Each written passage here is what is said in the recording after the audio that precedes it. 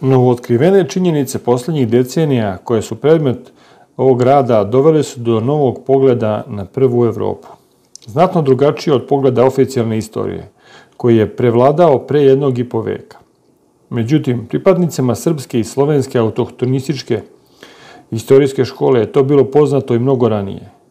Zapravo i pre nastanka danas uobičajenih stavova o istorijskoj nauci. Najefikasniji i najelegantniji okvir za ovakve analize postavio je još sredinom 19. veka ruski istoričar Aleksandar Fomić Veltman, koji na osnovu postojanja mnogobrojnih sličnosti između Slovena i Indusa i opisa naroda u Tacitovoj Germaniji ukazao na postojanje zajedničkog indoevropskog pranaroda. Rekonstrukcijom društvenog uređenja, religije, mitologije, jezika i običaja, Veltman je dokazao veliku srodnost prastanovnika Evrope i Mediterana sa sadašnjim slovenskim narodom. Njegove analize pokazuju da se srodnost među narodima i plemenima očuvala sve do perioda raspada Rimske imperije i do današnjih dana i da velike seobe naroda nije ni moglo biti. Nažalost, Veltmanovo delo je praktično do danas ostalo nepoznato. Brojni pretežno slovenski istraživači su tokom narednih vek i po došli do sličnih rezultata na više različitih načina, pri čemu je Veltman pomenut samo po marginalnim podacima, prenetim iz nekih citata. Time je Veltmanova veličina još impozantnija, a njegova teorija dobila karakter neoborivosti. Veltman je pranarod Evrope nazvao Savini ili Saivani, prema vrhovnom božanstvu Sivi, Savi, Šivi, Živi. Taj pranarod je prema njegovim istraživanjima i u vreme Tacita pokazao veliku sličnost sa Rusima iz Veltmanovog doba, sredina 19. veka. A sredinom 2. milenijuma pre Hrista naseljavao je čitav Evromediteran, srednju i istočnu Evropu i Bliski i Srednji istok. Veoma je važno Veltmanovo izučavanje društvenog uređenja ovog pranaroda. On je utvrdio da je narod naših predaka imao kastinsko uređenje sa 3 staleža. Uprošćeno rečeno, državni sistem organizuje vladajuća kasta ili stalež. Ona najčešće nosi ime Rasi, Rusi, Rasijani, Arijani i Jurijevci, a ime im prema Veltmanu potiče od imena boga rata Deva Hare, u ratničkoj usliki Arija, Deva Hare. Ovaj kult je nazivali su i očuvali su u liku Herkulesa, mitskog tračkog ratnika, odnosno Svetog Đorđa u hrišćanstvu. U slučaju većih opasnosti od neprijateljskih upada, značaj dobija ratnički zaštitni stalež kasta, najčešće pod imenom Srbi, Suri, Siri, Surbi, Sari, Seri, Savini, Savini, Savi, Sardi, Sorbi, Sordi, Skodri i tako dalje. I teritorija se organizuje po vojnom principu kao vojna krajina, gupa, župa, gubernija, seča, udeona kneževina. Treća kasta ili stalež bio je narod, koji je prema Veltmanu i drugim izvorima prepoznatljiv pod imenima Veni, Vendi, Trsi, Sobrati, Bratani. To jest, nosio je neko od imena koje označava lozu ili srodstvo. Kako je čitava istorija zapravo istorija širenja i slabljenja antičkih država i Rimskog carstva, može se na osnovu Veltmanovog pristupa zaključiti da evropska istorijska nauka uglavnom analizira istoriju različitih vojnih krajina, prvobitnog evropskog pranaroda, za koji se može utvrditi izvorište u Podunavlju i na Helmu, i njegovo neprekidno življenje na tom mjestu od neolitskih vremena. Tokom čitavog tog perioda, ime Srbije je sastavni deo identiteta tog naroda.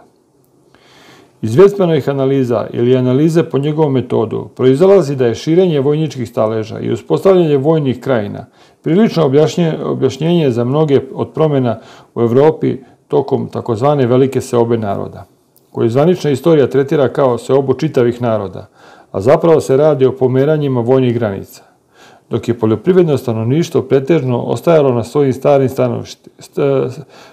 svojim starim staništima. Vojne krajine, vojne granice, vojna vojvodstva, vojna vladarstva, udeone kneževine, seče, krajine uobičajene su kod svih Slovena tokom čitavog istorijskog perioda. Takvo društveno uređenje kod Slovena postoji i od pamtiveka i lako se prepoznaje iz Tacitovih opisa, uz propratne Veltmanove analize. Veltman povezuje ovako uređenje sa sistemom opisanim u Vedama. Ovaj sistem zemstvo, zemljiština, podrazumeva sistem vojne oblasti krajine. Reč je o vojnoj organizaciji gde je krajinski vladar podređen centralnom. Ta krajinska organizacija ima poseban vid samouprave, uz kolektivno vlasništvo nad zemljom, neki vid zadruge na širem nivou od porodice. To je kod Rusa zemščina. Ona je bila vrlo dobro očuvana u ranom i razvijenom srednjem veku. Sam izraz zemščina, zemstvo, se koristi za različite pojmove. Oblik vojne uprave, vlasničke relacije u odnosu na zemljište i obaveze prema vladaru. Vid priznanja u obliku dodeljivanja vojne oblasti na upravu. Mesto vojne komande itd. Sama krajina, vojvodstvo, udeona kneževina u kojoj postoji zemstvo imala je različite imena. Na primjer, jedno od njih je Seča, koja se prema Veltmanu odnosi na svu oblast vojvodstva, ali i na vojvodske gradove u kojima su se nalazili pijaci i vašari. Analize Aleksandra Fomića Veltmana veoma lepo dopunjava Evgraf Petrović Saveljev. Od 1860. do 1927. je živeo. U svojoj istoriji kozaštva. Ova knjiga objavljena je 1915. godine i potom zaboravljena posle revolucije. Predstavlja jedan od retkih izvora koji uočava i obrađuje pitanje ratničkih staleža u drevnoj istoriji, kao i redak primjer korišćenja rezultata istraživanja velikog i zaboravljenog ruskog istoričara Aleksandra Fomića Veltmana, čije su analize korišćene kod izrade ove studije. Tako u razmatranju imena Nemaca ističe da je ime Germani potiče od Tacita i Cezara, koji ime prave i time prave razliku između nacije i plemena, odnosno da to ime označava savez plemena, bratovščinu, a da je ime Deutschland definisano u 8. veku. E.P. Saveljev otkriva interesantan dodatak da je Johann Edward Fischer, jedan od Nemaca krojača iz ruske istorije, proglasio 1774. godine naziv Kazak tatarskim, koji je kasnije prešao kod Rusa i Poljaka. Saveljev uočava kod Kirgiza Kazak ukazuje na pogrešno pisanje Kajsak. Označava pripadnika posebnog roda. Postoje i drugi rodovi sa imenima Kipčak, Kajman itd., koji se odlikuje arijevskim crtama lica. Ove Hazake je prema Saveljevu ispravno nazvati čerkaskim kozacima, čerkasima, i oni imaju u jeziku izražene tragove jezika starih kozaka sa Dona. Kozaci su sebe nazivali čerkasima, a ime Čerkez kod istoričara je pogrešno. Dalje, Saveljev analizira ime ovo i pokazuje da je ono označavalo slobodne ljude, gusare, slobodne kao divlje guske. Saveljev u daljoj analizi uočava poreklo svih arijevskih naroda od jednog plemena i pokazuje da koren ar, ur, kod svih drevnih naroda znači muž, a iz tog korena je starorusko bojar, bojevni muž, starokritsko arija, blagodarni, drevno asirsko-vavilonsko sar, naše car, sanskritsko sir i sarpe, gospodin, francusko sir i englesko ser. Persini nazivaju sebe Irima, Osetini Iron. Jednostavno rečeno, sve ovo je u skladu sa našim analizama o imenima ratničko-zaštitnog staleža izvedenih drugim putem. Saveljev tvrdi da su brojna imena za skite i sarmate i njihove ogranke date od strane stranaca, ili su nadimci jedinstveno sopstveno ime njih svih. Po Saveljevu je Rosi, koja se javlja od Baltika do Ruskog, Crnog i Kaspijskog mora i od Srednje Azije do Egipta. Ovo ime se javlja u punom ili skraćenom obliku kao Rosi, Rozi, Ruzi, Resi, Ras, Aorsi, Rsi, Rsa, Rša, Rasi, Roša, Razi, Razena, Roksi itd. Navodi brojne nazive reka sa ovim imenom, koje se javljaju na ovim svim pomenutim prostorima. Saveljev kaže, znamo da istorija ne treba biti pristrasna prema nekom narodu, ali ne dozvolimo slabo obaveštenim strancima, kao što su sledbenici Šlecera, da pretvaraju rusku istoriju u satiru. Saveljev analizira brojne činjenice koje ukazuju na duboke korene Rusa i njihovo vladanje na današnjim prostorima od pamtiveka. Obratit ćemo sada detaljniju pažnju na njegove analize naziva Geti, koje, kako smo već pomenuli, smatra vojničkim slojem. Saveljev izvlači iz ovaj naziv iz pojma get, ići naprijed, kao i značenjem osmatrati. Znači, po Saveljevu geti ne predstavljaju određeni narod, već bi to bio stalež, ratnička kasta, vojnička, raspoređenih po granicama slovenskih država. A svako pleme imao svoje gete, gote, koji ih kasnije su nazvali Grci. Su ih tako nazvali, Grci su ih zvali Goti. A ponekada je kao menasnaste, mačonosce, znači. Mentasnaste, to značilo mačonosci, nose mačeve. Od maloruskog, poljskog i rusinsko-srpskog gajda, to znači idem u pohod. Gaida. Saveljev izvlači značenje hajduki, kao i četi. Vođa geta je getman, to jest hetman, kod kozaka. Ime geti je veoma staro i često i koristi se spojeno sa nekim od drugih plemenskih imena.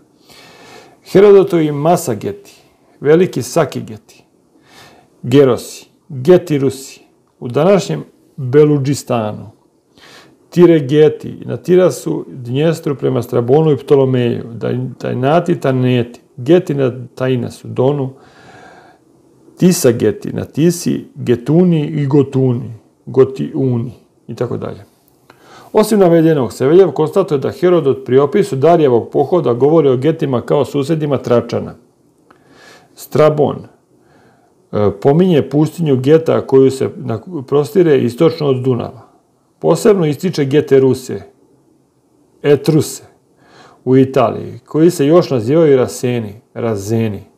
Pozivajući se na istraživanje Tadeja Volanskog, Saveljev konstatuje da su žitelji Troje, Pergama i Kemi, arhipelaga ostrva blizu obale Male Azije, kao i Krita, također bili geti Rusi, Razi ili Rasi, kao i sve do Hindukuša, Gedrosi, a vladali su Asirijom i Egiptom.